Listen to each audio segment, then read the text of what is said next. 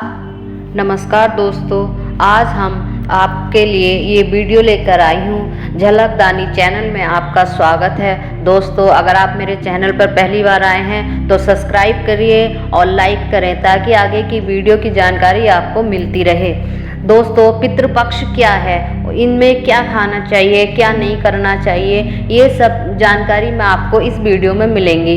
अंत तक देखते रहिए इस वीडियो को। सनातन धर्म में पितृपक्ष महापितरों के आशीर्वाद पाने के लिए बहुत महत्वपूर्ण समय माना जाता है। पितृपक्ष सनातन धर्म के अनुसार हिंदू धर्म में इसकी बहुत मान्यता है। पितृपक्ष के दौरान सनातन धर्म को मानने वाले लोग अपने पूर्वजों की कृपा प्राप्त करने के लिए तर्पण, श्राद्ध, पिंडदान इत्यादि कर्म करके उनको प्रसन्न करते हैं। कहा जाता है कि पितृपक्ष के 15 दिनों के दौरान पितृ धरती पर आते हैं। यदि ऐसे में हम कोई चूक करते हैं तो पितृ नाराज भी हो जाते हैं और पितरों का श्राद्ध व तर्पण हिंदू शास्त्रों के अनुसार घर के बड़े बेटा करता है, जो कि मान्यता है। अगर वो इन 16 दिनों में पिंडदान गया जी जाकर या हरिद्वार दर्पण करता है तो घर में पितरों का आशीर्वाद बना रहता है। कहते हैं यमराज जी ने भी पितरों को इन 15 दिन में नीचे भेजते हैं ताकि धरती पर आकर वो अपना श्राद्ध दर्पण करें, अर्पण कर लेते हैं श्राद्ध को। और पितृपक्ष की शुरुआत 29 सितंबर से हो रही है, जो 14 अक्टूबर तक चलेगी। धार्मिक मान्यताओं के मुताबिक पितृपक्ष के दौरान पितरों की आत्मा की शांति के लिए उन्हें प्रसन्न करने के लिए अनेक प्रकार के उपाय किए जाते हैं। जैसे पितृपक्ष में भगवत गीता का पाठ कराना और यज्ञ कराना, डेली नित्य गायत्री मंत्र का जाप करना। पितृपक्ष में कुछ नियम भी बताए गए हैं इसके। अगर आप ऐसा करते हैं तो इससे पितरों की शांति मिलती है और हमारे घर परिवार में सुख शांति बनी रहती है, जिसका पालन करने से पितृ बहुत जल्दी प्रसन्न हो जाते हैं। पितृपक्ष में खासकर खाने पीने जैसी चीज़ों का विशेष ध्यान दिया जाता है। इन चीज़ों पर जैसे सब्जियां हैं, इनका कई तरह से परहेज करते हैं। पितृपक्ष के दौरान सब्जियां शकरकंद, मूली, गाजर सब्जी, चुकंदर, अरबी, सूरन, इस तरह की सभी सब्जियों को खाने से परहेज करना चाहिए।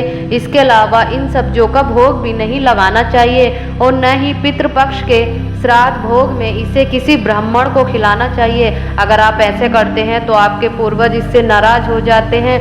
कहा जाता है कि इन दिनों में अपने बाल और दाढ़ी नहीं बनवानी चाहिए। अगर ऐसा करते हैं तो धन की हानि होती है और हमारे पूर्वज भी नाराज हो जाते हैं।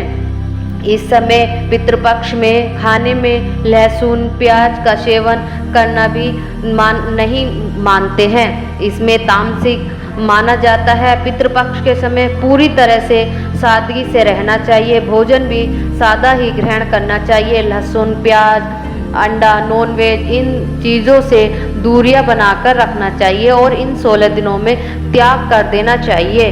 कहते हैं अगर आप पितृपक्ष में अपने पितरों को खुश करने के लिए तरह तरह के पकवान, उड़द, पूरी, खीर, इस तरह का भोग बनाकर अपने घर पर ब्राह्मण को कराएं और उसमें किसी गरीब को दान करते हैं या किसी ज़रूरतमंद की ज़रूरत को पूरा करते हैं, वो भी आपके पितरों को लगता है। इन 16 दिनों में गाय के लिए, पक्षियों के लिए, कौओं के लिए, बिल्ली, कुत्ता, इनको नाराज नहीं करना चाहिए। अगर हम इन 16 दिनों में इनको खुश रखते हैं तो कहते हैं इनका खिलाया हुआ हमारे पितरों को लगता है, जो कि हमारे पितृ खुश होते हैं तो हमारे घर पे सुख शांति बनी रहती है और पितृदोष नहीं लगता है।